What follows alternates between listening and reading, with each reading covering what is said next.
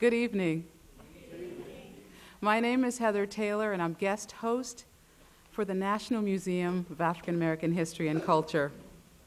Welcome, welcome, welcome to tonight's discussion and book signing, Slavery by Another Name, the Re-Enslavement of Black People in America from the Civil War to World War II. A conversation with Douglas Blackmon and Bernard and Shirley Kinsey. The program is offered in conjunction with the exhibition, The Kinsey Collection, Shared Treasures of Bernard and Shirley Kinsey, where art and history intersect. The exhibition, of course, is on view here, right here, if you haven't already seen it, in the special gallery, the National Museum of American History, on the second floor. And it's a wonderful exhibition that displays a broad range of important historic, artistic, and cultural artifacts so vital to the exploration of a complete American narrative. It is about that broad and perplexing narrative and how it is explored by the book Slavery by Another Name that we're meeting this evening. One of the artifacts in the Kinsey collection, a letter written in 1903 to President Theodore Roosevelt by Miss Kari Kinsey concerning the whereabouts of her brother, James Robinson, is the basis of our discussion this evening and the impetus for the research that led to the writing of Slavery by Another Name.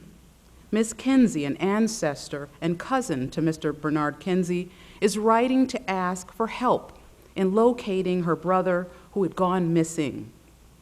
As it turns out, Mr. Robinson was one of millions of African American men pressed into peonage during the early 20th century, long past the end of legalized slavery and the Civil War. His is an extraordinary story brought to the forefront by dogged research and by the exceptional collection of the Kinsey family. Over the past 20 years, Douglas A. Blackmon has written extensively about the American quandary of race, exploring the integration of schools during his childhood in Mississippi Delta farm town, lost episodes of the Civil Rights Movement, and repeatedly the dilemma of how a contemporary society should grapple with a troubled past. Many of his stories in the Wall Street Journal have explored the interplay of wealth, corporate conduct, and racial segregation. In the year 2000, the National Association of Black Journalists recognized Mr. Blackmon's story, those that revealed the secret role of J.P. Morgan and Company during the 1960s in funneling funds between wealthy northern white supremacists and segregationists, who were fighting, of course, the civil rights movement in the South.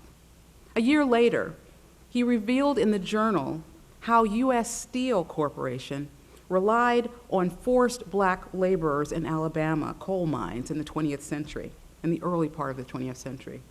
It's an article that led to his book, Slavery by Another Name, his first book. And that book broadly examines how a form of neo-slavery thrived in the U.S. long after legal abolition. As the Wall Street Journal's bureau chief in Atlanta, Mr. Blackmon manages the paper's coverage of airlines, other major transportation companies, and publicly traded companies and institutions based in the southeastern U.S. His stories, or the work of his team, have been widely acclaimed, including for coverage of the subprime meltdown, Hurricane Katrina in 2005, Florida hurricanes in 2004, and for his 2001 examination of slave labor in the 20th century. His article on U.S. Steel was included in the 2003 edition of Best Business Stories. The Wall Street Journal's coverage of Hurricane Katrina received a special National Headliner Award in 2006. Mr. Blackmon joined the Journal in October 1995 as a reporter in Atlanta. Prior to joining the newspaper, he was a reporter for the Atlanta Journal-Constitution, where he covered race and politics and special assignments, including the fall of the Berlin Wall and the Civil War in the former Yugoslavia. Previously, Mr. Blackmon was a reporter for the Arkansas Democrat, managing editor of the Daily Record in Little Rock, Arkansas, and a writer for weekly newspapers. He penned his first newspaper story at the ripe old age of 12 for the Progress in his hometown of Leland, Mississippi. He graduated from Hendrix College in Conway, Arkansas, and lives in Atlanta with his wife and 2 children. Bernard and Shirley Kinsey are also, of course, joining us this evening. They will speak with the author about what his research has meant to them and how it has contributed to the knowledge of their family's history and legacy and that of so many others. Please join me in a warm welcome for Mr. Douglas A. Blackmon and Bernard and Shirley Kinsey.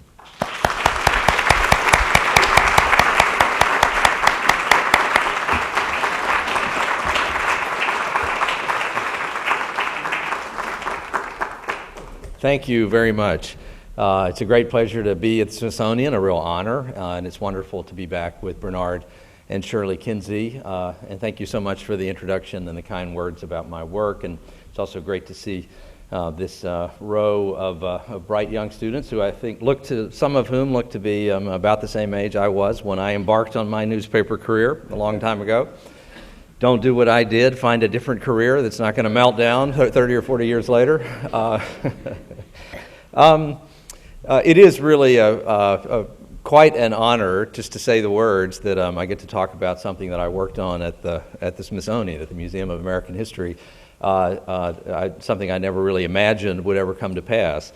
But what I'll try to do in the course of just the next few minutes, and then afterwards we'll bring Bernard and Shirley up and have a conversation about this wonderful friendship that has developed between us, and also the remarkable coincidence of how my research and their lives came to intersect in a completely surprising way. And before we have that conversation, we'll also show another clip, but a little 5-minute segment from some of the shooting that we have already done for a PBS documentary that's being produced based on Slavery by Another Name that will appear in about a year and will feature the Kinseys and some of this historical research that relates to them as well.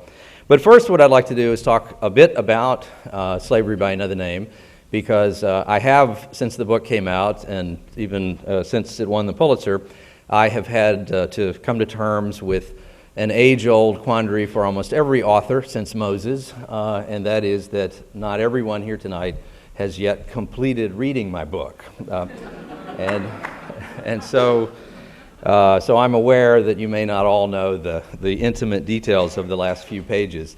But so I'll talk a little bit about what story is told in Slavery by Another Name, why I think this history matters, and it may seem odd that one would even feel the need in a place like the Smithsonian to discuss why history matters or what the importance of history is. But I think, in fact, it's something that does need to be talked about very often, particularly in regard to the American history that relates to particularly the experiences of African Americans in the rural South in the early 20th century.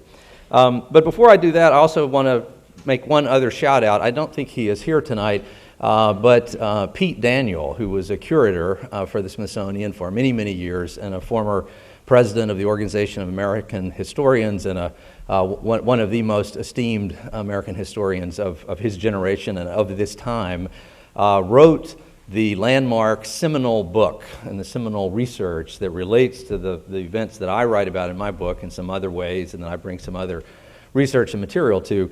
But Pete Daniel's work in the 1960s and his discovery, really, of this vast trove of materials in the National Archives, files of the Department of Justice's failed investigations into the events that I write about in the book, were just landmark research, and one can't talk about this topic at any Smithsonian institution without mentioning the work of Pete Daniel so many years ago. But Slavery by Another Name tells the story of how, contrary to the conventional history that most of us learn in school or even in college, that contrary to that, slavery did not, in fact, end at the end of the Civil War. And that this fundamental American element of American mythology, that Abraham Lincoln successfully freed the enslaved Africans being held on plantations across the South, those 4 million people, the idea that they were successfully freed from slavery and that slavery as an institution disappeared from the landscape of the South and of America, is a fundamentally flawed notion. Now, that's a sweeping statement.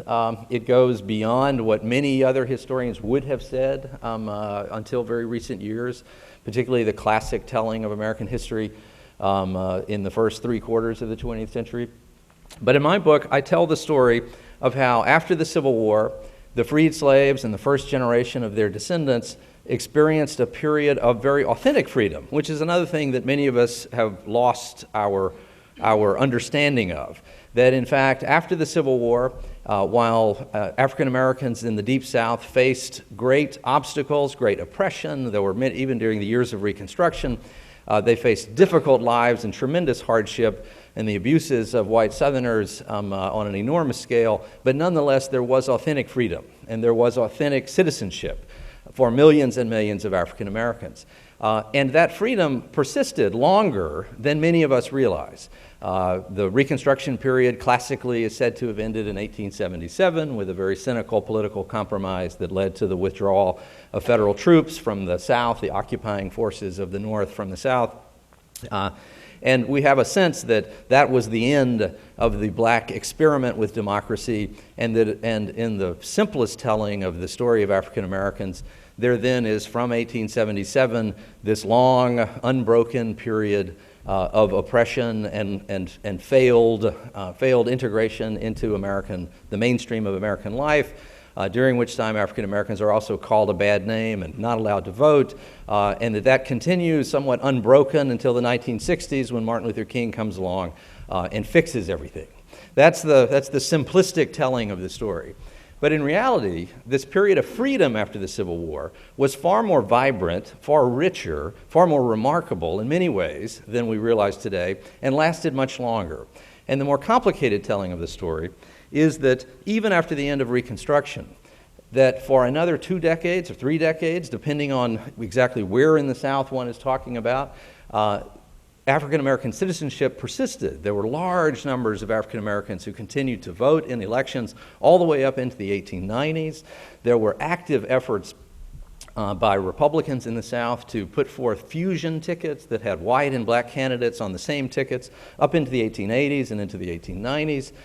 There's a tremendous optimism and buoyancy of spirit by these African Americans and the first and the second generation born to them after the Civil War.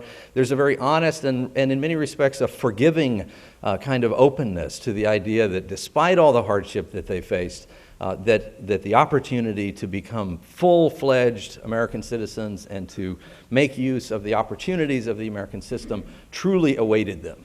And so through this period of optimism and spirit and opportunity that does exist up until very close to the first years of the 20th century, there is this great sense of possibility. And in fact, there was a great sense of possibility. And what ultimately happened didn't have to happen. Oftentimes, all of us, and certainly historians often, can have some tendency to assume a sort of inevitability about what happened, and that everything that happened in the past and happened leading up to the moment today, that these were things which had to happen, and that there was no other possible course of events that might have developed. And that's, again, it's an overgeneralization, but it's a tendency of all of us to assume that what did happen must have happened. In reality, the fate of African Americans and the role of the black man in American society all the way up into the 1890s, all 30 and 40 years after the end of the Civil War, is in fact an active issue of debate in America. There is a huge civil discourse raging all across the country, in the North and in the South, about what will ultimately be done with the black man. What will the black man be allowed to be in American society? And up until that point in time, in the 1890s, this critical juncture in time, there's the very real possibility that a very different course of history is going to unfold in American life. But instead, what does happen is that in the South, there are these two powerful imperatives that I write about at great length in the book. And that is the need, number one, this economic incentive that the whites in the South are lost without access to the 4 million forced laborers on whom they relied prior to the end of the Civil War. The cotton economy is absolutely fundamentally based on the ability to force 4 million people to work for no wages.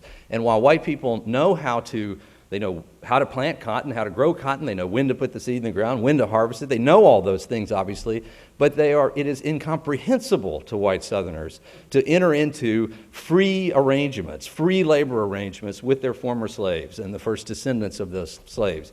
And the South is paralyzed economically by its inability to find a way to put these 4 million people and growing numbers of that population back into something that looks like the labor system that existed before the end of the Civil War. So there is this powerful economic incentive to re-enslave African Americans.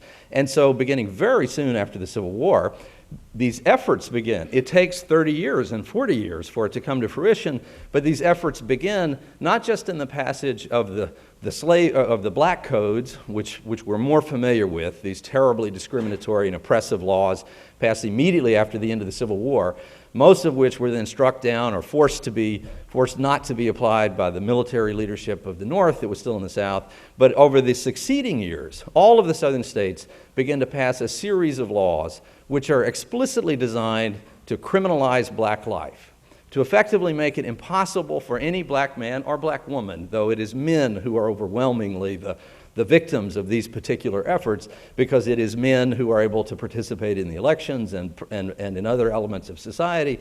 But all of the Southern states pass a battery of laws which effectively make every black man vulnerable to arrest at all times in almost any place in the South, unless he has the explicit protection of a white man.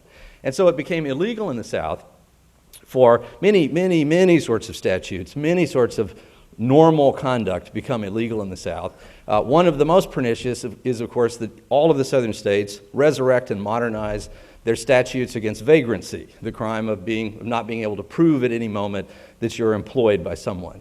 And of course, in an era in which there were no pay stubs, there was no evidence of employment for a farm laborer working out in some remote region of the rural South, the only evidence of employment was the willingness of a white landowner to say, yes, that Negro works for me, or he's mine.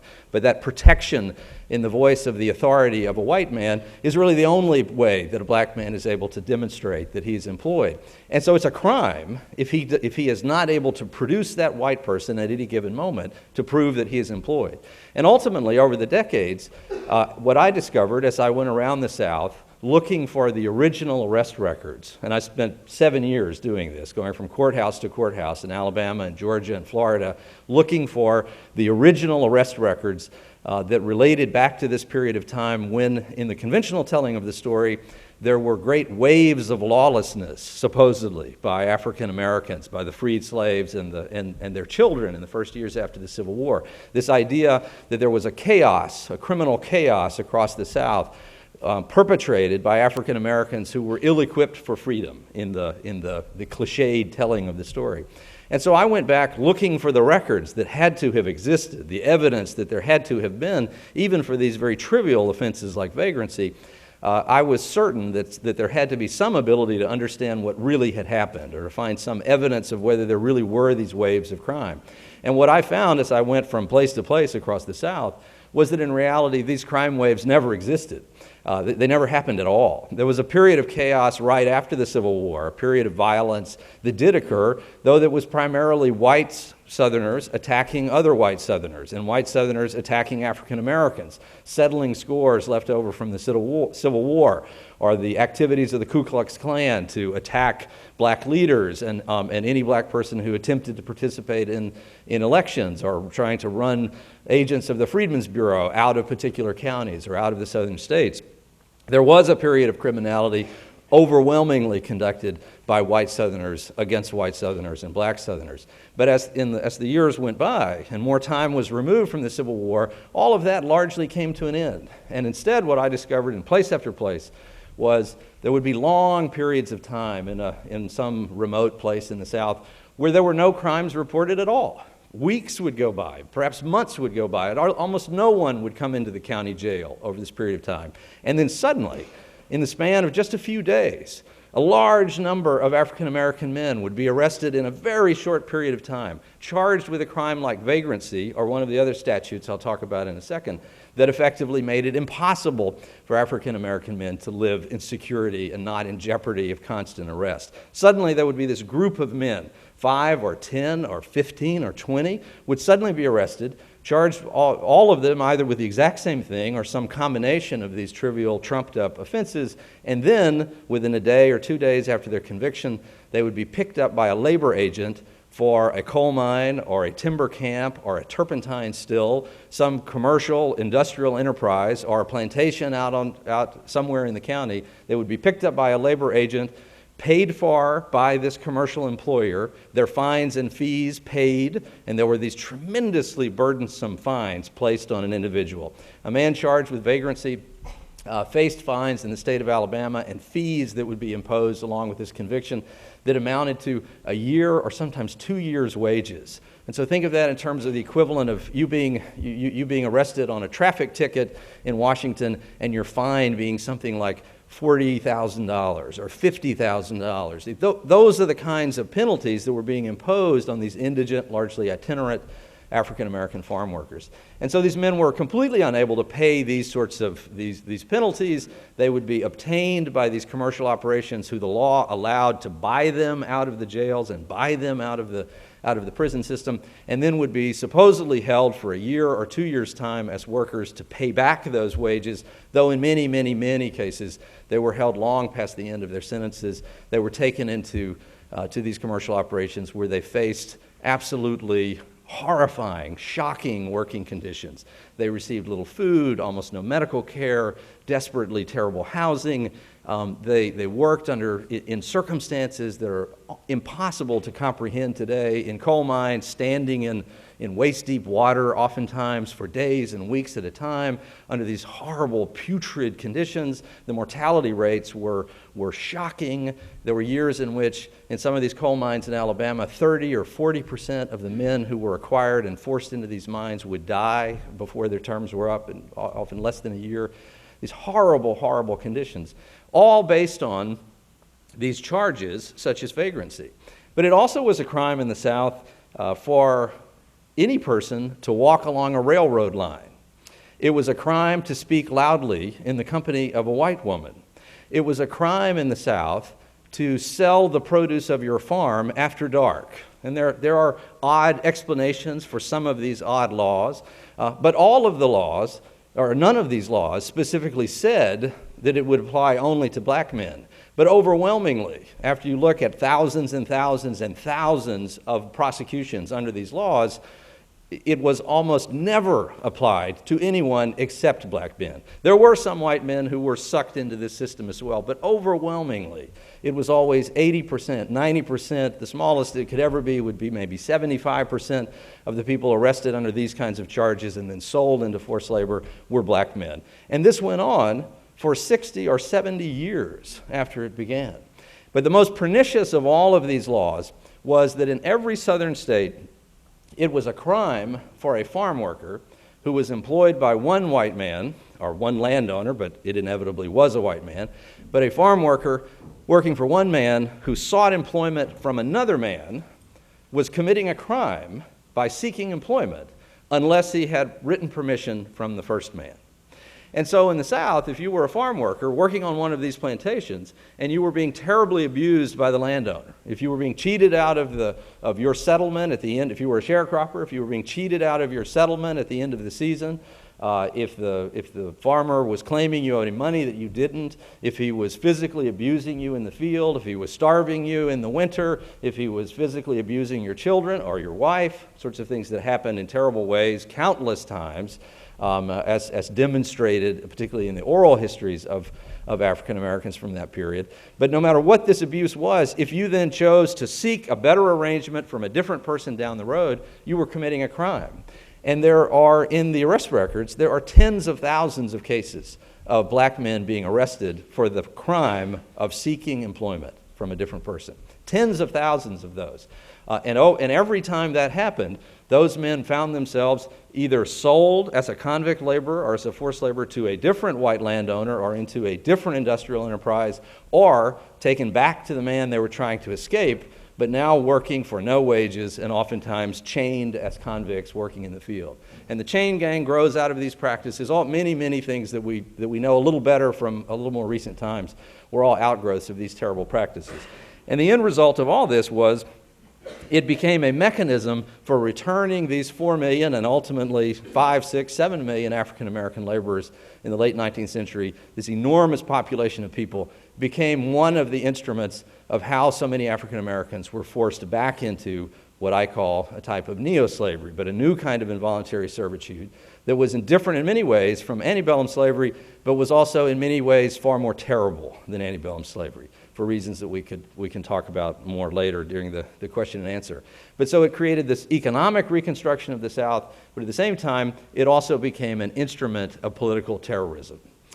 Because again and again and again, the black men in a particular community who were standing up for their civil rights, who were seeking to register to vote, who were insisting that they could pay their poll tax and so they should be allowed to continue to vote, or who were seeking to continue to run for political office even in the 1880s, the 1890s.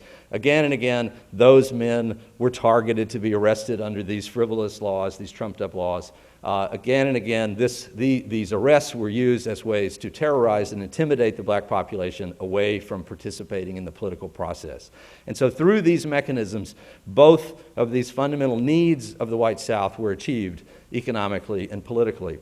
And ultimately, as this terrible shadow fell across black life in the rural South in the 1880s and 1890s, there remained a hope that they would be rescued somehow by whites in the North, that progressive whites in the North would come to the aid of the black man, that the North had sacrificed so many lives in the Civil War to end slavery, or to believe it had ended slavery. There remained this hope that the North would come to the rescue. And figures like Frederick Douglass and W.E.B. Du Bois made public pleas that as they saw these terrible things unfolding in the South, and saw this destruction of black life and destruction of black independence, they pled for their allies in the North to return. But they never did, because by the end of the 19th century, the beginning of the 20th century, white Americans in every region of the country were exhausted from this debate, this 30, 40-year debate over the role of the black man in American life. They were exhausted. There were beginning to be some African Americans coming into the North and competing for jobs. There were beginning to be tensions between whites and blacks in the North. Whites in the North were finally confronting the reality of the difficulty of pulling off the revolution that black suffrage and black citizenship really amounted to. Whites in the North were ready to give up, primarily because there was only the tiniest constituency anywhere in America of white Americans who truly believed that African Americans should be full-fledged citizens on a truly equal level with white Americans. There was really no serious constituency anywhere in America for those ideas. And the struggle had been so long, the difficulty had been so great, the white Americans simply gave up in the North on the idea of black citizenship. And when they did that, the South became free to have its way with the fate of black Americans. And these laws then metastasized, and the prosecution and the arrests of thousands and thousands of people metastasized across the South in a way that had absolutely astonishing consequences, not just for the people who were directly affected by being arrested and being sold into these operations, but by the larger population of African Americans who saw members of their family, members of their community being taken away and sold back into this most terrible kind of involuntary servitude. And so the intimidating power of these events circumscribed the lives of millions of African Americans in profound ways, and all of these practices continued right up until the beginning of World War II, and in fact, it arguably continued beyond. But it remained the policy of the federal government all the way until December of 1941, until 4 days after Pearl Harbor, in December of 1941. It was the policy of the Department of Justice not to investigate allegations of slavery or involuntary servitude anywhere in the country, but specifically in the South.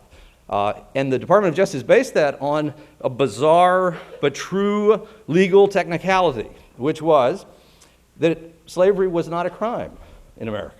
Slavery was unconstitutional, but Congress had never passed a criminal statute providing for a penalty for the crime of holding a person as a slave. Now, you could have charged someone with kidnapping or any number of other things for holding a slave, but all of those other available statutes, were, generally speaking, were state laws. And no state in the South was going to prosecute a white man for holding a black person as a slave under any circumstances. And there was no federal law making it a crime to hold a slave.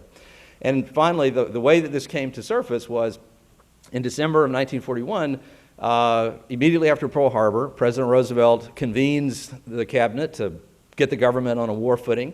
One of the conversations that's held at the White House, the president asks, what are our propaganda problems? Specifically, what are the Japanese going to say about us in their propaganda that will be damaging? And someone in the room, there's no record of who, but someone in the room said, well, the treatment of the Negro. We're going to be slammed on the treatment of the Negro. And the Japanese, and this happened, the Japanese are going to try to make the case to African Americans that why would you fight for this country, particularly this country that claims it is fighting for freedom of the world. Why would you as a black man fight? Why would you as a black woman sacrifice in some way for this war being fought to defend a country that oppresses you and that continues to oppress you in such cruel ways? Roosevelt realized, okay, that's a problem. That's a propaganda problem. So he ordered the Attorney General at the time, Francis Biddle, to draft the first federal anti-lynching statute. And Biddle goes back to the Department of Justice, back over to Maine Justice, just a short distance from here, convenes his people, orders that this statute be written. It was introduced in Congress almost immediately, did not pass. There still was not a federal law against lynching for another decade after this, but it's introduced in the Congress. But Biddle in that same meeting says, well, what else is out there? To these other top officials of the Department of Justice. What else is there? And Biddle was a fancy, wealthy man from Philadelphia, came from one of the most pedigreed white families of America, going back to colonial times, and he later became the chief judge of the Nuremberg trials in Germany at the end of World War II. Very sophisticated, erudite man, but also a low-grade racist, a low-grade white supremacist, who with no consciousness of what the lives of African Americans were in the North or in the South. But he has at least enough temerity to ask his deputies, well, what else is out there on this whole issue of the treatment of the Negro? And someone in the room says, well, Mr. Attorney General, you're going to find this difficult to believe, but there are places in the South where we continue to get letters from people saying that blacks are being held as slaves. And it is the policy of the department not to investigate those charges and not to prosecute even in the cases of obvious involuntary servitude. And Biddle is astonished by this and asks why that's the case. It's explained to him that there's no statute. Finally, he says, well, this is ridiculous. There has to be a way to prosecute these cases. And on December the 11th, 1941, he issues a memorandum to all U.S. attorneys instructing them to begin investigating these cases and to prosecute them. And he lays out a series of federal statutes under which he believes that these cases can be made. Immediately after that, there is a case that the department had refused to investigate that is reopened, the case of a white man and his adult daughter who had been holding a black man as a slave for 15 years near Corpus Christi, Texas. And that case is reopened, investigated in 1942. The man and his daughter are indicted and convicted in basically a show trial, very deliberately held as a message to African Americans that the federal government was finally taking notice of this. And those two people were sentenced to federal prison in 1943. And I mark that as the technical end of slavery in America, the legal, technical end of slavery, even though it took many years for these practices to finally, in a more full way, wither away. So that is the story of slavery by another name. I've talked a little longer than I'm intended to already. So why don't we now watch, just very brief, this short little clip from the film that will also explain a little better how Bernard and Shirley Kinsey and I come to connect and where their story and the story of my book fit together, and then the three of us can have a conversation.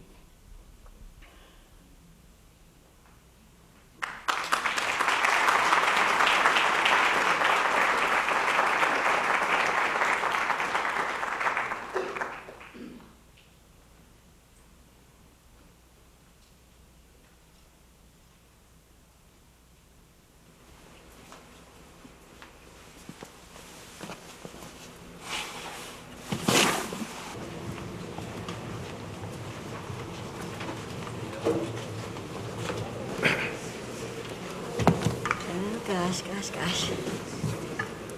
In spring of 2009, Douglas Blackmon, a reporter for the Wall Street Journal, traveled to the National Archives with retired executive Bernard Kinsey and his wife, Shirley. This is the document. Made it out. Oh, man. This is amazing. They were in search of a letter written in 1903 by his great-great-aunt, Kari Kinsey. That a brother's been taken away, James Robinson. And it says here, Kari Kinsey's brother, James, had been kidnapped and sold into slavery 40 years after Abraham Lincoln's Emancipation Proclamation. Desperate for help, Kari turned to President Theodore Roosevelt.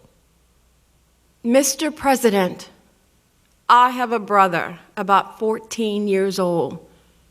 A colored man came here and hired him from me and said he would take good care of him. I heard of him no more. He went and sold him to McCree, and they has been working him in prison for 12 months. he went and sold him to McCree. The McCree family was this giant landowning family in the same county where she lived. They had 20,000 acres of property. 20,000 acres. Plantation called Kinderloo, and that's almost certainly where he ended up. The whole Kinsey family is excited about this letter because it connects with a part of our family that was in Georgia that actually left during the race riots that occurred in Valdosta when so many blacks were hung. And my great granddaddy and my granddaddy moved the family to Fort White to get away from the tyranny, that was in southern Georgia at the time. Beginning in the early 1900s, the U.S. Justice Department began receiving thousands of letters like Kari's. Written mostly by African Americans in the South, they were pleas for help. Brutal accounts of false arrests, of being leased to prison camps and coal mines, lumber yards and plantations, of relatives forced to work against their will and tortured, sometimes to the point of death. And there were hundreds of these young men like him who have been held there and worked as chains. And so it's not just that James has been stolen. She knows exactly where he is. Where he is. She knows he's chained there. She knows what's happening to him, and nobody will do anything. Because there is this brief little period of time where these U.S. attorneys and the Attorney General are actually trying to do something, and there's a judge in Georgia, Judge Spear, who actually at one point, appears to be, he makes a ruling that says that this is slavery. Right. And that was important by itself. Exactly. Yeah. But then he's overturned. So people would be charged. Yes. And if they were convicted, they'd become That's slaves. what happened to James Robinson. But even if they were acquitted, he would pay their attorney's fees and then would hold them as a slave to pay back the attorney's fee. Yeah. So whether you were innocent or guilty, It's a sham. you're still going to be a slave. It's a part of our history that no one knows about. And even the people that lived it didn't really understand the scope and the brutality of this. It's actually worse than slavery, because enslaved people had a value. These people they were leased. Right. The re-enslavement of African Americans was an American problem widespread across the rural South and tolerated by the federal government in the North. It continued deep into the 20th century. About how many people you think were actually in the system? For sure, it's hundreds of thousands of people. It's a 500,000, 750,000. But the thing that's to me even bigger than that is that those are the people who are being forced into these slave labor camps. But everybody they know, like all the other Kinseys who knew, like Kari, she's not been made a slave, but she's an absolute terror. Yeah. And that's what the cost of all this was to American life, was that these thousands and thousands of people who could have done all the extraordinary things that you've done in your life could have done those things if they had the freedom to do it.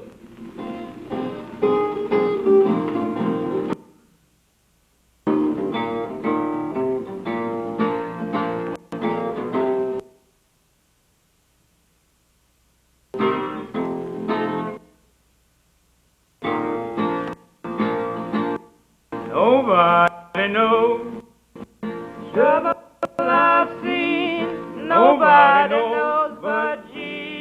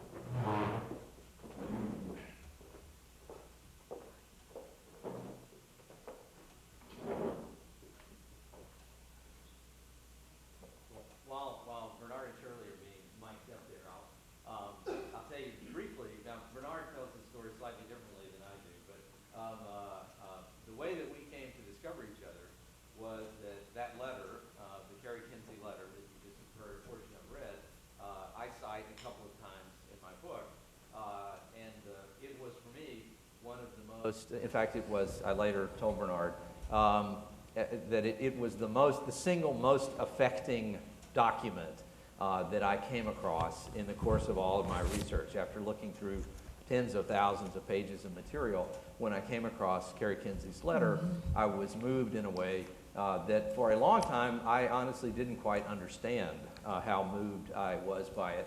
But it was this thing that I carried around with me. It haunted me in a terrible way. In particular, what I found so compelling about it was the level of desperation that it represented. Where here was this woman who was struggling to take care of her own family, build a life for herself and her family under these terrible conditions and against all of these oppressive circumstances in a part of Georgia that was absolutely terrifying for African Americans in so many ways. And here her brother is carried away. Another tragic complexity of these stories is that the man who begins the sequence of events is another African American man. In horribly oppressive societies, oftentimes there are members of the oppressed group who somehow become culpable as well in the terrible events that occur. And so here you have an African American man who actually instigates what becomes the kidnapping of James Robinson, this 14-year-old boy.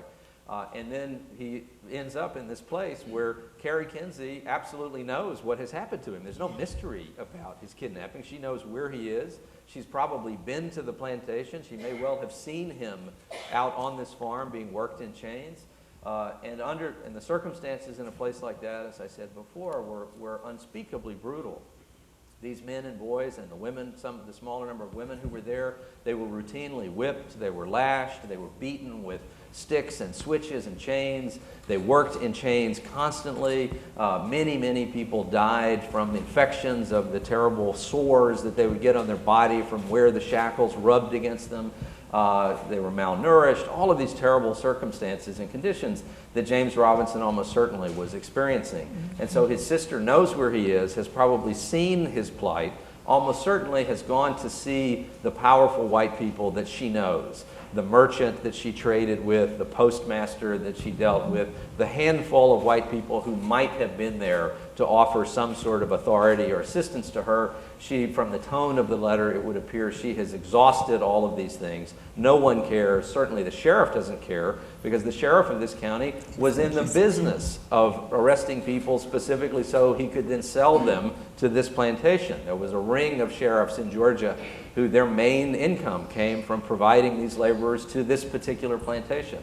And so she has been to all of these figures, none of whom have offered any consolation or assistance, and she has reached a level of desperation so great. Just imagine it. Imagine yourself in this situation, that the only recourse she can think of is to write a letter to the President of the United States. And so she writes this letter, this plaintive letter, and it arrives at the White House. Because it refers to a legal matter, it's immediately referred to the Department of Justice by a secretary who opens the letter. It arrives at the Department of Justice. It's folded up and put into a little rectangular folder, the filing system of the early 20th century. There's a notation written on the outside that summarizes that it's a claim.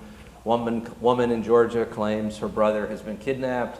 It misidentifies the age of James Robinson. I mean, it's not, the clerk doesn't even read the letter closely enough to get the facts correct on the outside of it. It's filed away, and there's no indication that any other action is ever taken. And so, as I say in the book, the enslavement of an African American man, American life had reached a point in 1903 that the enslavement of an African American man, even an African American boy, was neither a crime or even an extraordinary event. And so I found that letter so powerfully human that then, after the book had come out, some time had gone by, and then one day I get a phone call out of the blue from someone who says, I have been doing some work with a man named Bernard Kinsey who has read your book and believes that he may be related to a person you mentioned in the book, and we exchanged contact information, and next thing I know, I'm talking to this man, Bernard Kinsey, who I have no idea who this guy is. He's just some guy out in California who is calling me saying he's related to somebody in my book. But But then I quickly began to realize that he was not just a remarkable person, and Shirley as well, but an indefatigable couple who have accomplished these extraordinary things, which hasn't been completely laid out for you here today, but in their professional lives, in their family lives, in the work that they've done in their communities. These are individuals of fantastic achievement. Bernard's corporate career is something that that any person would aspire toward, but Bernard then also is a very insistent individual, as the folks here at the Smithsonian no doubt have experienced already. And particularly with regard to these objects he wants to collect and that he sees such value and importance in. And so he began to ask me for a copy of the Kari Kinsey letter. Well, by that time, it had been several years since I had seen the letter. I knew much of it by heart, but it was my copy of it was filed away somewhere, and as is always the case with a project like this, when people ask you for this or that particular thing, it's almost impossible to find it because you filed it years ago, you wrote that part, I had written that part of the book maybe 5 years earlier. So initially I said, well, Mr. Kinsey, it'll take me a while to get to it, but I'll see if I can find it somewhere, and then some weeks went by and I had not done anything, and he called again. Hey Doug, I'm still looking for that letter. Where is it? Oh, let me see if I can find it. More weeks go by. I still haven't done anything with it. He calls again. I promise again, and then finally I'm doing nothing. I'm not in any way responding to his request. And finally, there was one Saturday that I got up and I thought, I really need to find that letter for that guy out in California, or he's going to call me again. And then I said, but then I asked myself, I said, but why is this happening? Why am I unable to find this letter? It's not just that it's in a hard place to find. And I began to sort of meditate on, okay, what's really going on here?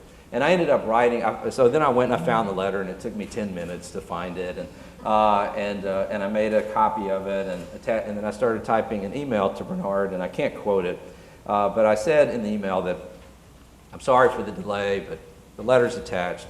I said, but I just have to tell you that before I could share it with you, I had to express to you why it has taken so long. And then I explained how haunted I had been by the story of James Robinson, and also the deep sense of shame that I felt in connection with this letter. Even though I had nothing to do with those events, in any way, no member of my family, certainly me individually, I don't relate to any of those events in any way. My people were desperately poor white people out in the South, suffering in their own ways. Brutally racist, but suffering in their own ways. But I felt such, as a white person, but also simply as an American, I felt such a profound sense of shame over that story. And that was why I had been unable to bring myself to actually arm Bernard Kinsey with this letter of such shame. But since I sent him that finally, we have developed the most marvelous friendship that has become, for me, one of the richest aspects of everything in connection with the writing of that book. So I've talked enough, and I'm going to let the Kinseys talk a little now. Well, let me just say this. Let's give Doug Blackmon another round of applause.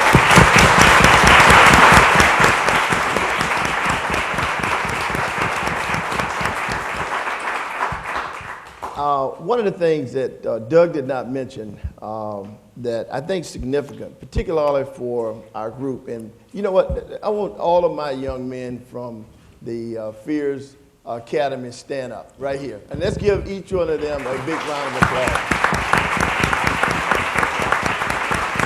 And David Sproul, the headmaster, you stand up and let everybody see you, okay? All right. And I want to just say something about these young men. Last week we were here, there was a reception we had on the 15th here at the Smithsonian, a wonderful evening. And we came in for a book signing around 12 o'clock, and we saw these great-looking young men sitting all dressed like they're dressed today. And they had already gone through the exhibition, and one of the docents that carried them through, but they heard that we were coming, so they wanted to meet us. So, we took them back through. And I tell you, I have not stopped thinking about you all since I met you all last week. So I called, well, I guess last week I left a case of books So we want each of them to have a book because I wanted them to take a little bit of this home, because one of the things that's missing in our households, black and white, is that we don't know anything about our history. We know his story. And his story is the myth that we've all bought into from high school all the way through college. And what Doug Blackmon has done is filled in a really big chapter in that story. So again, we are so proud of each of you, and we're going to be looking forward to great things from you. You'll go ahead and have a seat, okay? Yeah, Doug. And I want to say this. Doug Blackmon didn't say this, but he was the first white, he was the first integrated class to graduate in Mississippi that went to school with black kids from the 1st grade to the 12th grade. Kindergarten. Okay? Now let me tell you what that means. If we don't get together, if we all stay separated and bifurcated like this country is now, we're never going to make this thing work. But because he had the opportunity to go to school with black kids, boys and girls, from the 1st to the 12th grade, his idea of that whole situation changed. And one of the stories that Doug shared with me and Shirley that it sticks with me, he said when he goes back to his hometown, he sees some of the girls and boys that were in his class working in the chicken factory and been working there for 25 years making $12 an hour.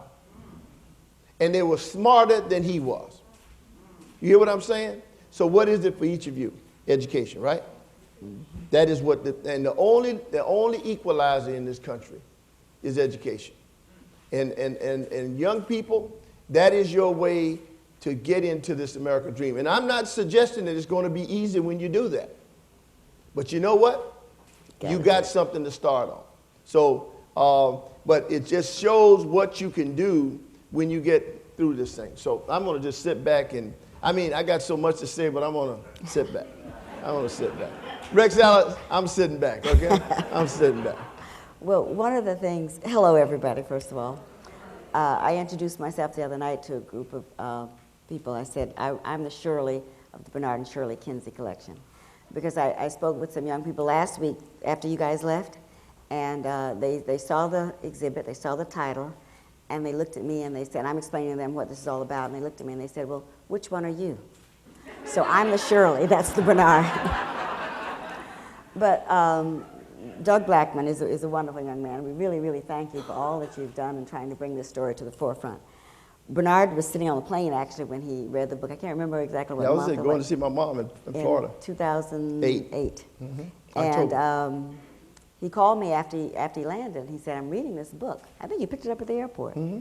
I'm reading this book. He says, and on page 8, there's a letter from Kari Kinsey. He said, and when I read it, it made my blood run cold through my veins. He said, I was just chilled reading this. He said, because I instantly knew that it was a relative, and to know that here was something substantial and something you could touch and feel and know that this was some part of your family that actually went through this was really amazing. So we have a historian in the family, his cousin Ed, who lives in Florida, who's a Morehouse graduate, who is kind of the family historian. And in calling Ed, you found out that Kari Kinsey actually was your Second cousin. second or third cousin. I can't remember exactly which. My dad's first cousin. But it was just, and Ed, of course, was able to go through who the mother was, lives of how many children, children there were, and the whole bit. And it just was amazing that here was something that really connected. Yeah. I mean, we'd been collecting all before, and we tell the story about when Khalil had to do his family history report, how we really got started on the historical part of it. And we could only go back so far, and he had kids in his class who were going back to the Mayflower and to Spain and to Germany and France and all that stuff, and we could only call home and find out. I think we went back maybe 2 generations at the time, and we still have a lot of work to do in that area. But here was something that really embarked us on a path that we knew. Growing up, you talk about people on the chain gang, you hear somebody will say, well, where's Johnny? And you say, oh, well, he's on the chain gang. We always thought Johnny must have done something terrible to be on the chain gang. And finding out through Doug Blackmon's book, that was not the case. That was not the case. This was mere fact of not having a job. I mean, Just being black. Yeah. Just being black. Yeah. You know? And his notion about criminalizing black life. Right. I'm going to give you a couple dates. 1790, George Washington signs the Fugitive Slave Law. 1857, the Dred Scott decision. 1875, the Civil Rights Bill was passed. 1883, it was nullified by Chief Justice Taney. 1896, Plessy versus Ferguson. And we went all the way to 1954, Brown versus Board. That's the series. And even today in this country, right now, we have 4 times more black boys in jail than the Chinese. You hear what I just said? And it's all coming from this criminalization of black life. And I am absolutely convinced of this. And the more I read in the book that Doug has written, and if you haven't read The Warmth of the Other Sons by Isabella Wilkerson, telling you got to get it. Because you know what? She writes the other side of the coin. Doug takes you off the plantation and looks at all of what happened, and she puts you on the plantation with sharecropping. It's a wonderful book. But when you get inside of this thing and look at what is going on in this country today with our young boys, and that's why you all are so important, okay? Because you cannot make a mistake out here. We want to see you do well. And this system is sprung in such a way that black boys don't have a lot of room to make errors. You follow me? And they end up in jail, in the criminal justice system. 25% of our boys are in the criminal justice system today. And we know that we don't have the kind of criminality, and Doug points it out in the book. So this is more than just what we would call flat page history. The thing that Shirley and I have done, and what Doug has done, and a lot of you that are on this thing, is trying to put this story of what happened in this country. There's a saying that there are stories that made America, and then there are stories that America made up. Okay? You hear what I just said? The stories that America made up. And the stories that America made up really did not include black folks. And it works off of a myth, the myth of absence. You know what the myth of absence says? We were invisibly present. Now, you hear what I just said? In other words, we're there, but nobody knows you're there. And that's operating today in this country. And all of the wonderful accomplishments, and what we have tried to do with the Kinsey collection upstairs, is to bring out the beauty. Even when black folks were in the South in the worst of time, Elaine Locke in 1907, he's a Rhodes Scholar. Yes, 1907. So we had black people doing unbelievable things in the worst of times. Guy did Black History Month. Carter G. Woodson, PhD in 1912. You understand what I'm saying? Du Bois, PhD. So what we have to do, there are parallels here. And what we want to say is, and that's what makes African American history or American history complicated. It's because there are so many facets. If you went to Boston during the 19th century, they had African Americans doing wonderful things, but they were all free blacks. But when you came down to the South, it was a whole different situation. So what we're saying is that get inside of first of all, get Doug's book. And get our book too. We're going to be signing it later. And I'll tell you, it's a 180-page book. And what we've done, we've taken 25 years of reading and put it in one book. And you're not going to find another book like it, because we collapsed on the important things about every aspect of American history that made this country what it is. And every part of American history that was made involved African Americans. There was nothing that happened in this country from the beginning, 1619 forward, that we weren't involved in. In other words, and you know what I want to see happen? I want to see to get the recognition of that. I want our people to come out of the grave and be given their due. That's all this is about. Go ahead. Just piggybacking onto all of that, I think, is that one of the other things that I tried very hard to do in the book, and I think that Bernard and Shirley have also done in a different way in their work, was to refuse to accept a convention of a great deal of historical writing in American life, and a broad assumption of most Americans, black and white, that the stories of African Americans out in the rural South in this long period from the end of the 19th century into the middle of the 20th century, there's this assumption that these are poor, indigent, often illiterate people with no resources, who didn't, if they ever owned property, they didn't own it for very long. They who didn't leave much of a record behind of themselves, certainly didn't leave the legacy of of journals and diaries and thousands of letters back and forth between family members that for instance, our understanding of the Jewish Holocaust is of the experience of living under this kind of growing tyranny over a group of people in a particular society.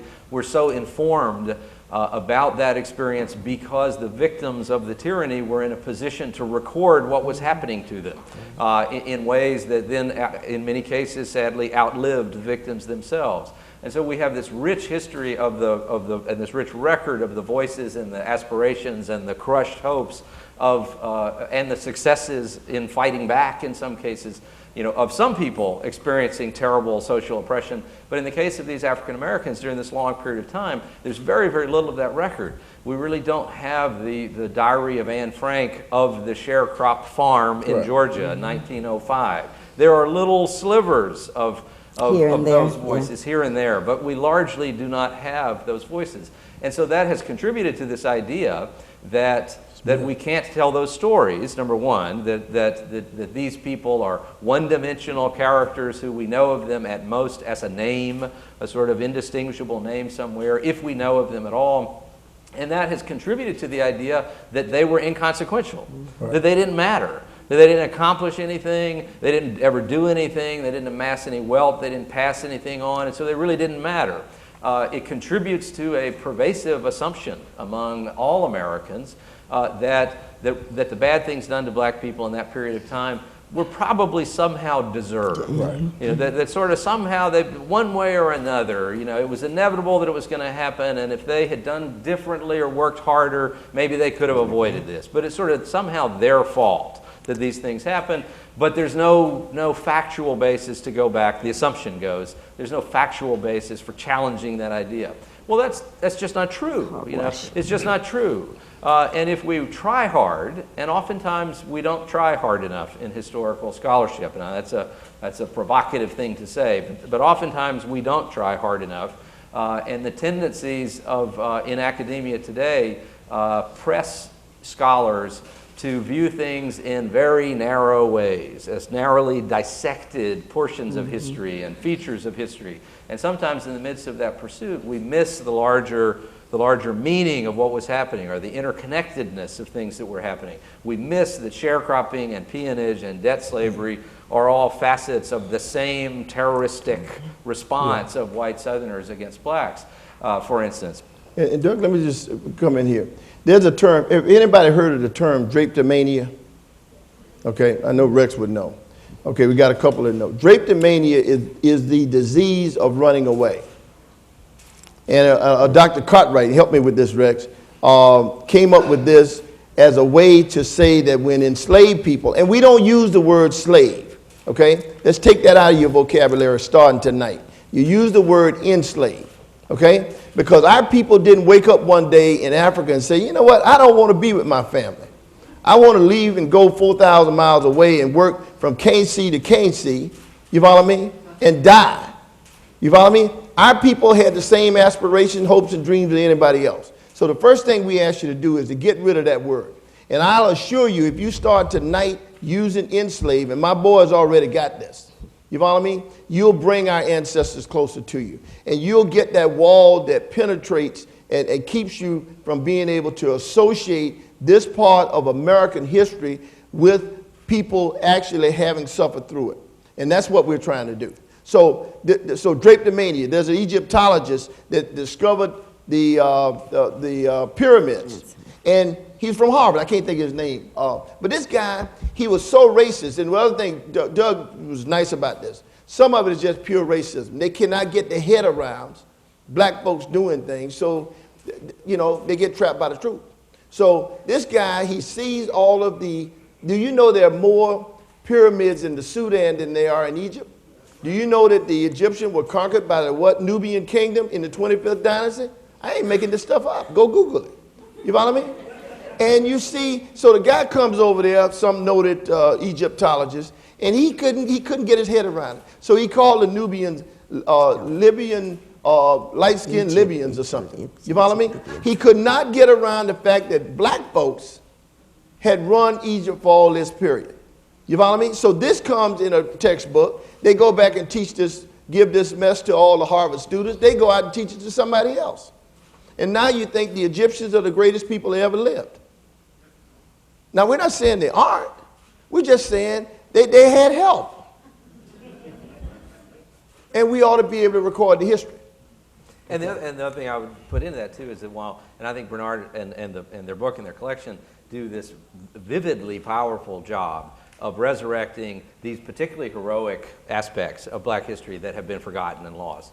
But I think also their material also captures, particularly I think through the art, this lower level story of the lives of regular African Americans who were not this inconsequential, simply oppressed group of people, but who were struggling in their own remarkable, often triumphant ways, even against all of this oppression, but who were struggling to continue to hold back the tide, to carve out lives for their own families and their children and the next generations, and did that with a kind of heroism that is almost completely forgotten.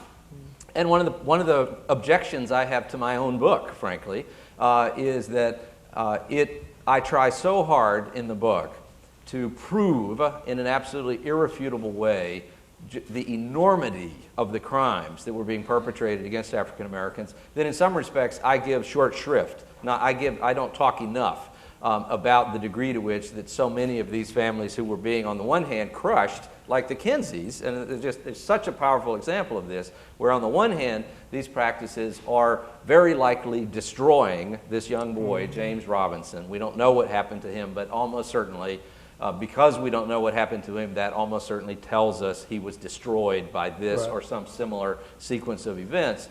And yet at the same time, the Kinsey family, and Bernard can tell it in much greater detail, nonetheless, the family is not destroyed by these things. And these are poor folks out in the country of Georgia, but who make the decision to flee Georgia. They move to another place, embark on a series of lives and careers and accomplishment that are remarkable even before Bernard comes along, and then goes on to even greater achievement. And so there are these stories that are largely lost of the ways in which African Americans so heroically resisted the tide of all that happened in that period of time. Let's say about my think granddad. we also, though, promised to take some questions. Yeah, let's do that, okay? So and I think that if you want to ask a question, you're supposed to go to one of the microphones.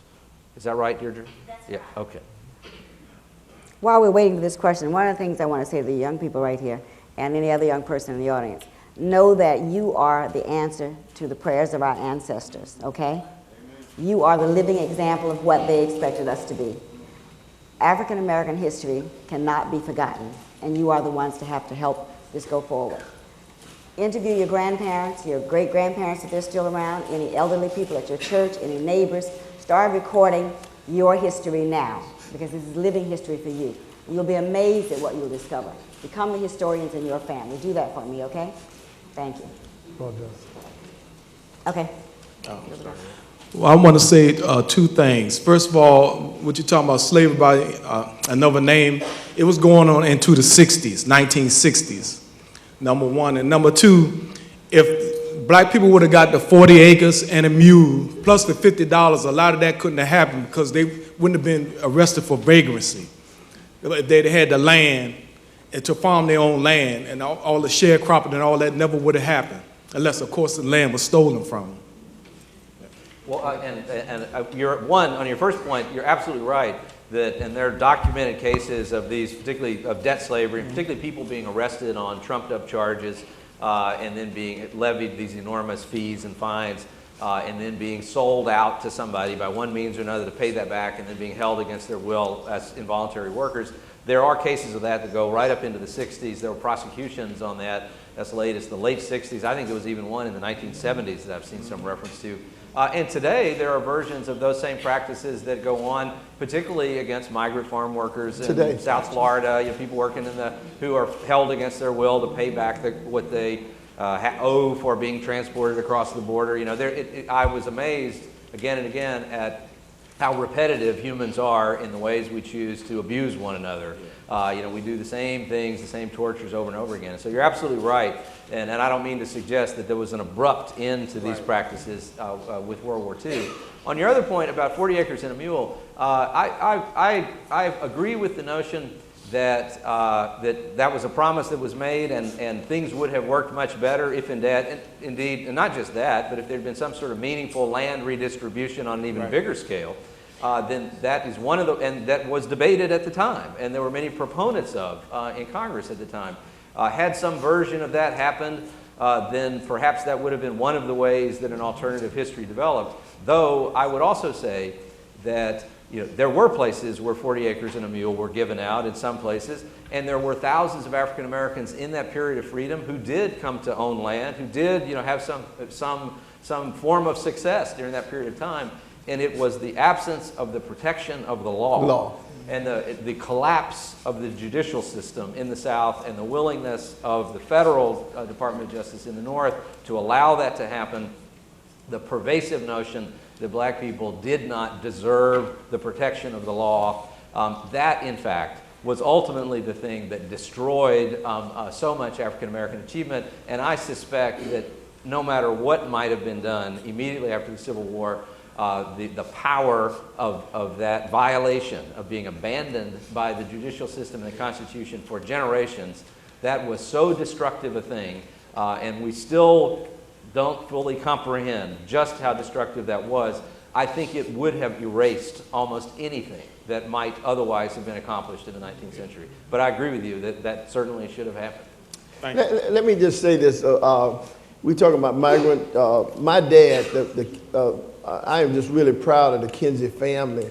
And my dad died about 6 years ago, 39 years as a principal in West Palm Beach, Florida.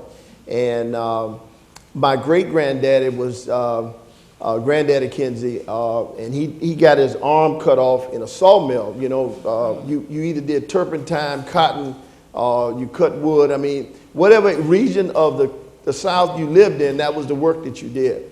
And so my granddaddy moved our family to West Palm Beach back in the 20s and 30s and opened up Kinsey Groceries.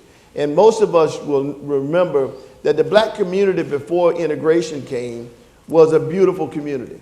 I mean, it was just, people worked. I mean, you got anything and everything you thought you wanted, you got it in the black community. In our case, on Rosemary Street. And I remember my granddaddy was such a purveyor of meats that people would come from all over the county to buy his meats. So in 1941, my dad, being in the school system, he sued the Palm Beach County School Board on 2 different cases. The first case was to ensure that black teachers received the same pay as white teachers, because back in that period of time, black teachers received half to 40% of the pay of white teachers that did the same job. The second thing he sued on, which was more significant, was he sued that black kids could go to school for 9 months a year versus 6 months. In Florida, you would go to school from June to December and pick beans or sugar cane or whatever the crop was. And both of these cases were taken on by Thurgood Marshall in 1941, and they won it. In other words, and even now in Palm Beach County, when you look at the 67 counties in Florida, Palm Beach County school wages are higher than any other county because of that lawsuit. In other words, when they brought black teachers up, they brought white teachers up, which meant black teachers, So it was a good thing. And also, they stopped the migrant worker piece from black kids not getting but 6 months education. Can you imagine? If you're already behind and you get only 6 months, somebody got 9 months, how are you going to win the race? Okay. God bless you all for the work that you're doing. I had to leave reading this book, Passing White, to come down here and see you. But I have to ask you, and after learning Walter White and reading all the books, I've learned very intricate knowledge that I did not know. You think you know something, but when you have lived in that era, and him living in 1893, I've learned a lot. But I have to ask you, Mr. Blackmon, when you were speaking a minute ago, you said regular African Americans. Please expound on what you mean by that. regular African Americans? Yes. Oh, I think I was just referring to just the common people of the South. Just that, Okay. I didn't mean anything specific by that, but just the rank and file of African Americans, particularly out across the See, the rural average South. black folk. Yeah, average black folk. Average black folk. I think is what I meant by that. Thank you. Thank you.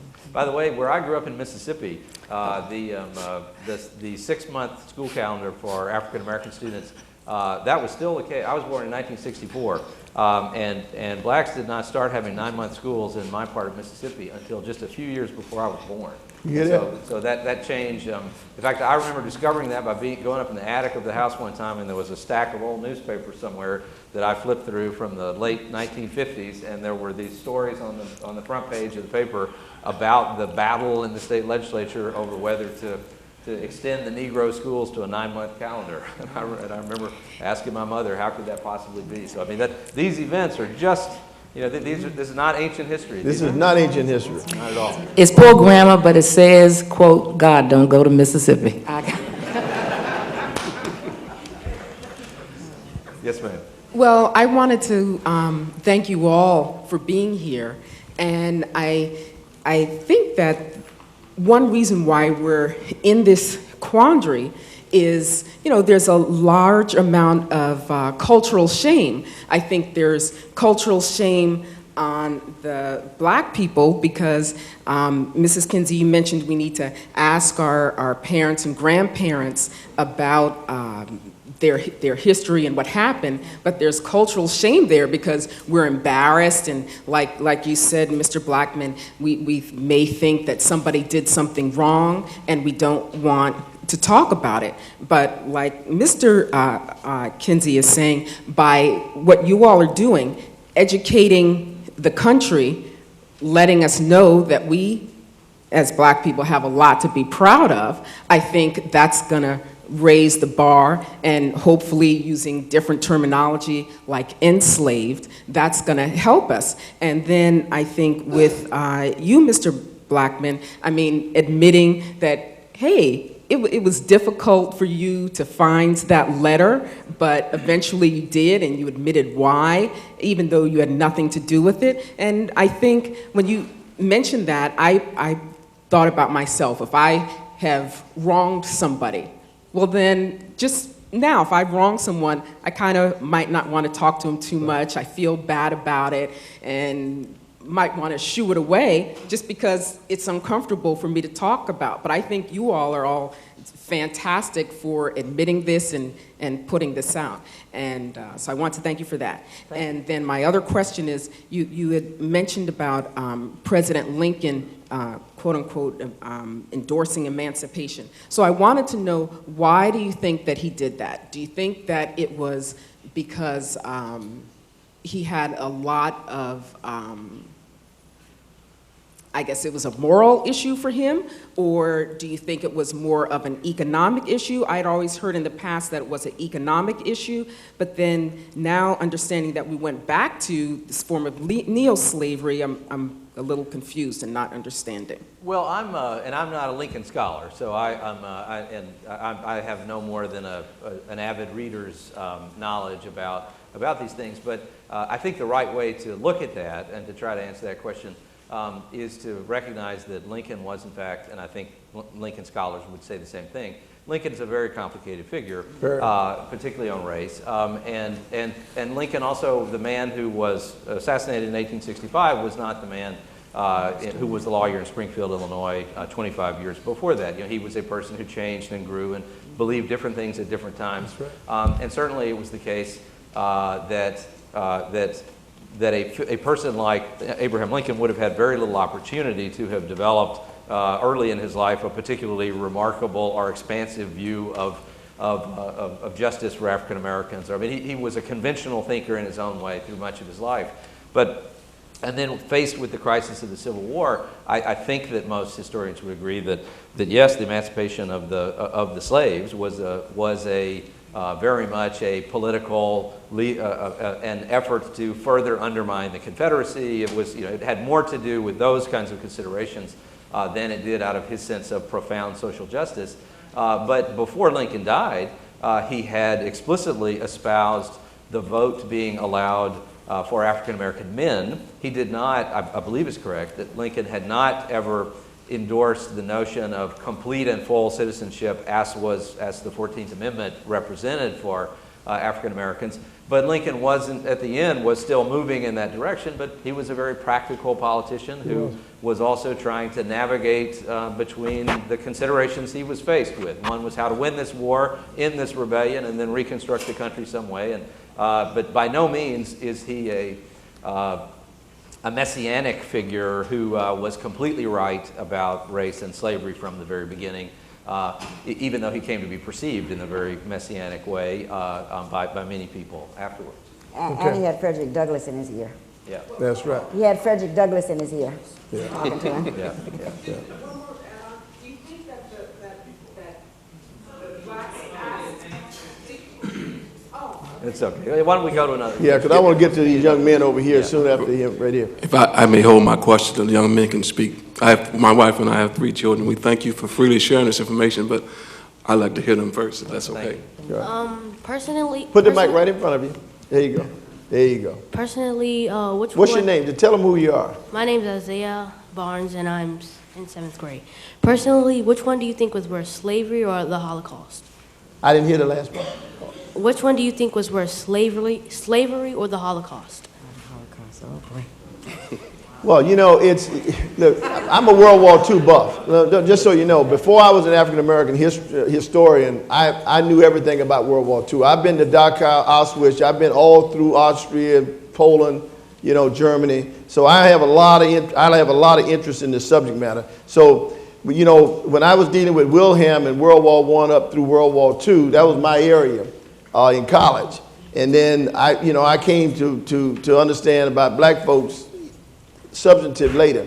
They were both unbelievably difficult periods in history. The thing about American slavery, though, if you know, I've gotten intimate with it. I mean, I have gotten so close to it that some of the horrors are just difficult. If you think about, they said you could smell a slave ship 5 miles away. They would pack as many as 700 people in the bottom of a ship with 18 inches of breathing space. You were tied to sometimes your mortal enemies. And on a cruise, on a voyage from West Africa to America, you and your enemy had to become friends to survive. Think about it. And the notion of how we became aunts and uncles and nieces and nephews came off the slave ship. There are only, about 500,000 black folks that make up all of America. And fully a third of all the ships that left Africa never made it to America. So we know that there were just millions of people lost in this passage. So let's leave it this way. I have great respect for the Jewish people because they will not let you forget. And guess what? I want us to get there too. I want black people. And I'm telling you, the reason why we need the new museum that's going to be right across the street, the African American Museum of History and Culture, that's coming in 2015, because we need that story told. We need that story told, and we need it told from the other voices that have never been told. So let's make sure that we continue to support our new museum that's going to be here in a few years. Oh, I want to add one thing to that, because this is such a sensitive area of any sort of comparison to the Holocaust is a very, very sensitive sort of thing. And it's important for young people to hear that it's something to be done very carefully. Right. It's a logical thing for a person to ask, but it's also one of the things that I say is there is no unit of measurement for infinite evil. It is impossible to measure infinite evil or to compare one infinite evil against another infinite evil. It's also important that we not fall into the trap of comparing things unnecessarily. Because comparisons like that, oftentimes, while logical and natural to wonder about, oftentimes these are the sorts of comparisons that are used to divide people who have been oppressed. Exactly. And so it's important that we not do that. At the same time, no one no one holds a monopoly on victimization. Sure, yeah. There are many, many groups of people through human history that have been victimized in the most terrible Armenians, ways. yeah. And so we should never shy away from being honest about one period of terrible oppression in an effort to hold up a different period of oppression, whether it's our own oppression or some other group's oppression, try to hold it out in a different way. And oftentimes the part of what was so horrible about the Holocaust was that it was a kind of state-sponsored annihilation of a group of people in a very concentrated period of time. And the act that the aspect of that a government would set out to deliberately try to destroy a large portion of its own population in that way is a critical element of what is so immeasurably evil, so infinitely evil about the Holocaust. But it's also important, and this is oftentimes neglected in terms of the black experience, not just in North America, but in South America and in the Caribbean, that what happened in terms of African Americans is not just the slavery that we know a lot about down in the Deep South that involved one relatively smaller group of people compared to the number of Africans who were taken to South America and to other places, but also that it involved the depopulation of a continent. It was something that extended over the period of hundreds of years. The compounding damage of this sustained assault on a particular population of people in a particular geography is something that has to be recognized and understood. And it makes so that while there was not an effort to annihilate this group of people, the effort to annihilate this society and these hundreds of years of individuals is something we also have to represent. Okay. Hello, I'm Samuel Gamis and I'm in 7th grade. I found it interesting that through old rumors, but I just wanted to see for your opinion, that the masters used to whip their enslaved for no reason. Good.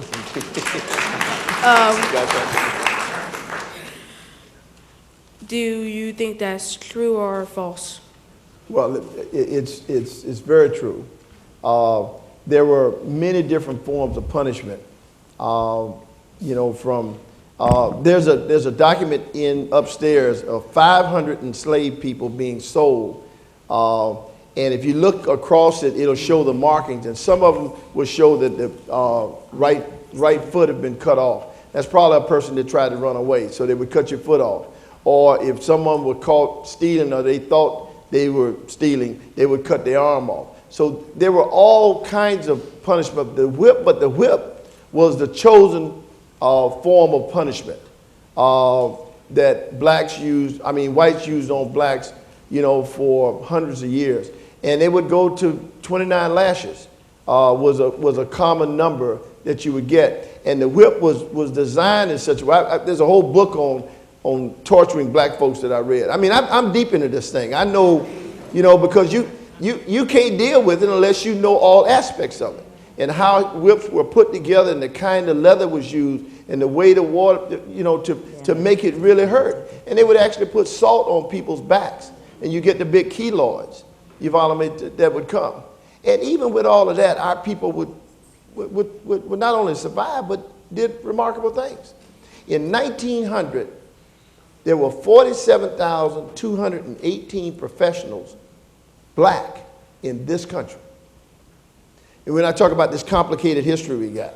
So while in the South, black people were just being, forced back into neo-slavery, there was a whole nother group of blacks doing all kinds of unbelievable things. And so what we want to focus on, and the Kinsey collection tries to push you into accomplishment and triumphs. Because this ain't an awful story. This ain't a pity party. You follow me? Because in every one of these stories, there are people that were heroes and sheroes that rose up and did remarkable things. And that's where we want our people focusing. Because there's shame and guilt in the latter, and there is a great deal of connectivity when people begin to see that these are remarkable people. We want you to give our ancestors a voice, a name, and a personality. So when we say Josiah Walls was a representative from Congress in 1871, you say, wow, I didn't know they had Congress people in 1871. Yes.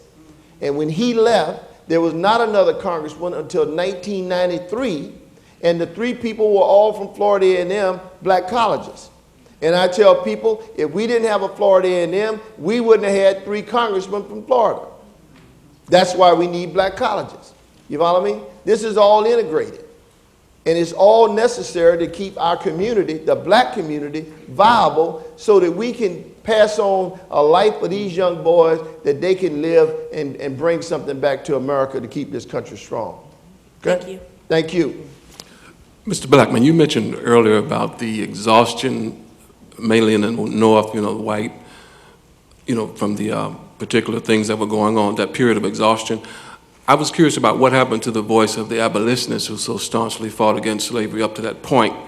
And did you find in your research that they were exhausted as well? Well, the sort of successive generations of the old abolitionists were still there, and were still, you have descendants of Garrison, Ballard, are still around in the beginning of the 20th century. They're involved in the creation of the NAACP with Du Bois. Those voices are there.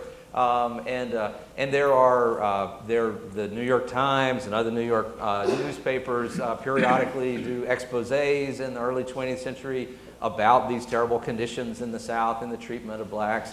So I don't mean to suggest that there's nobody saying these things, but the truth is we tend to focus in the telling of history on the people that it is most fun to talk about.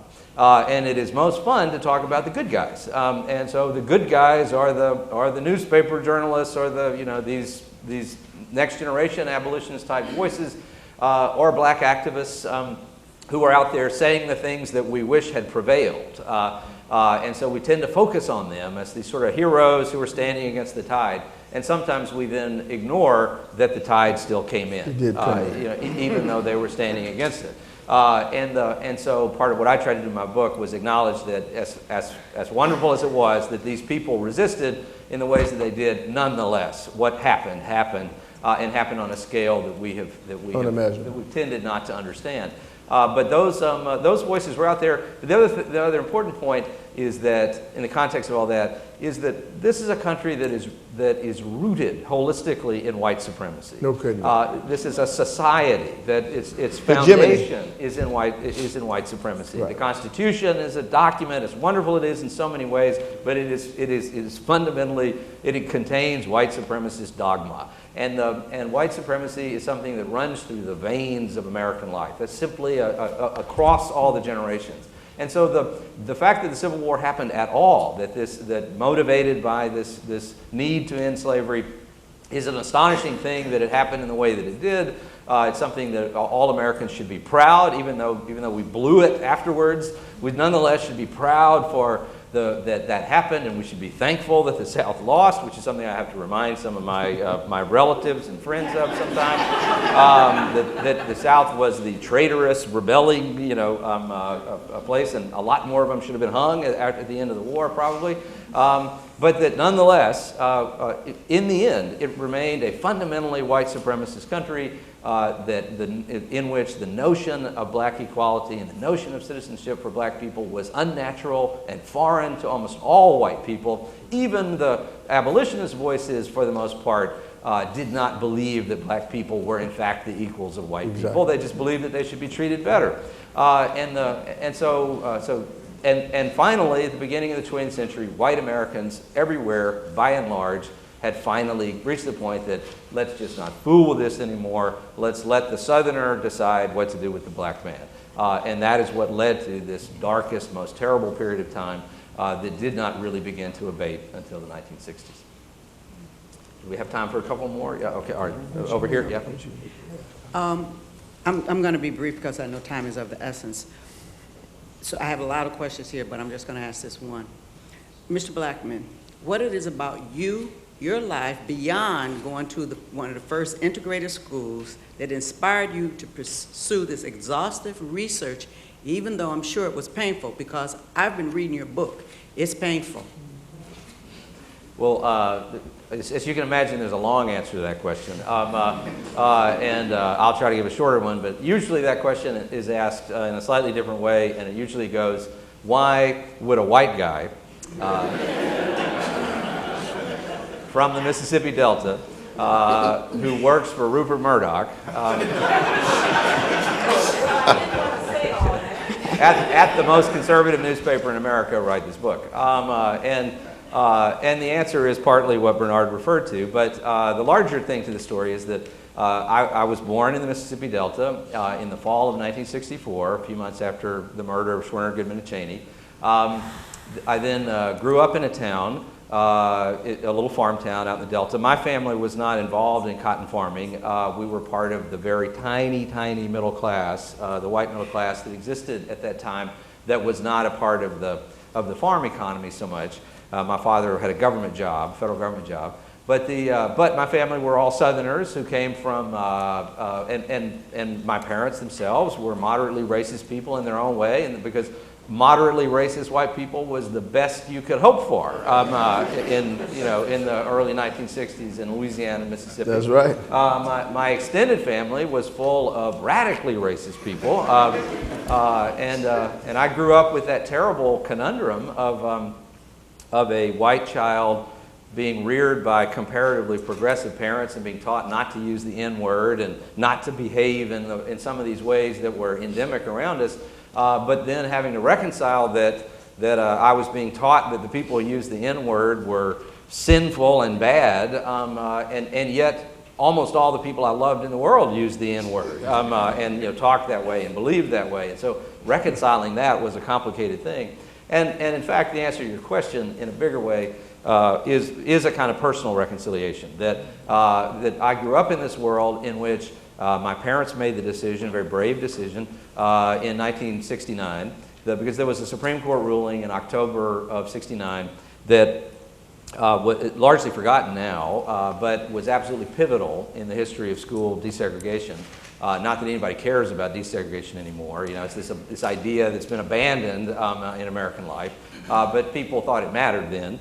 But in October 1969, the Supreme Court issued an order involving the schools in my town and 29 other districts in Mississippi, saying that 15 years had passed since the Brown decision, that it was time for all resistance to end, because in places like my town, there had been no meaningful progress made toward the integration of the schools. And so the schools were ordered to close at Christmas, the separate systems to close down at Christmas and reopen after the Christmas break, fully integrated at every grade, no more of the hocus pocus plans that had been offered up over the last 15 years. And so that happened. Now, almost all the white people left after Christmas. But in my town, because a group of white families, who, including my parents, got together and said, we need to do something to save our schools. And they did it not so much out of a sense of social justice, but out of actually a kind of old-fashioned, fairly conservative idea that a small town in America has to have good public schools, successful public schools, or it can't survive. It didn't really occur to them to talk to the black people in the town about what they thought about this whole tempestuous thing that was about to happen. And of course, another tragedy of all this is the degree to which that we have forgotten, in many respects, the power of the black schools and how black schools were, in fact, a refuge for African Americans in so many ways, developed so many brilliant minds. All of that was sort of cast aside in the great upheaval. But my parents did do a good thing, and others, to try to keep some white families, and eventually working with African American leaders. And so when it was time for me to enroll in the first grade in the fall of 1970, and they put me in the public school, and my older brothers. And so my class was the first one to begin the first day of first grade and go through 12 grades of integrated public education together. I, of course, was, and my long version of my answer also recounts to you the riot that occurred in my town in 1968, the farm labor strike that occurred on a plantation outside of town in 1965, the attacks by the Ku Klux Klan on these civil rights workers, and of course that we were at the epicenter of Freedom Summer in 1964. I mean, this was a place that a lot of stuff was going on when I was a little bitty kid, and then we desegregated the schools in this tumultuous way. And of course, I knew of none of that. I was just a little kid. But I did, as soon as I started school, I was very aware that something was terribly wrong. Something was going on that I couldn't figure out. And the first clue was that all the black kids were angry at me for some reason I could not pinpoint. And so I was angry back at them, naturally. And then also, the other remarkable thing was that while I went to this overwhelmingly black school, all the rest of my life remained starkly segregated. I went to an all-white church, of course, but I also swam in a swimming pool that black people couldn't go to. I played baseball on an all-white baseball team. My Boy Scout troop was all white. Everything else was all white. And even though we were these sort of pioneers in a way of trying to desegregate the schools, we never visited each other's homes, particularly in the early years. There was no social interaction between blacks and white children in particular. And I remember a black couple coming to our family home only once in the entirety of my childhood. So not only were the black kids mad at me and the white kids mad at them, but also the white kids at church who went to the SEG Academy, which was started up overnight for all the white kids to run to. Well, they were mad at all of us, and we were mad at them. So everybody was mad at everybody. And so from a very early age, I was asking a lot of questions just about what is going on. Why are things the way they are? And my mother very strongly encouraged me to pursue that. To actually, she rather than telling me to shut up and stop asking questions that are difficult to answer, she said, well, why don't you look at this and why don't you look at that? And so I actually, the first words that are contained in the book, that the earliest words I wrote that are in that book, I actually wrote in an essay in the 7th grade that I wrote about that farm labor strike that had happened in the town in 1965. And so it began a quest to just understand, how did this screwy circumstance that we find ourselves in America when it comes to black and white, how did this happen? And the book was the ultimate product of that query. Good. All right. Excuse me, ladies and gentlemen. We've got to close our program. I think the last few questions, perhaps they could ask. Perhaps you could ask Mr. Blackmon and Mr. Kinsey and Mrs. Kinsey during the book signing. I want to thank them so much for a fascinating evening.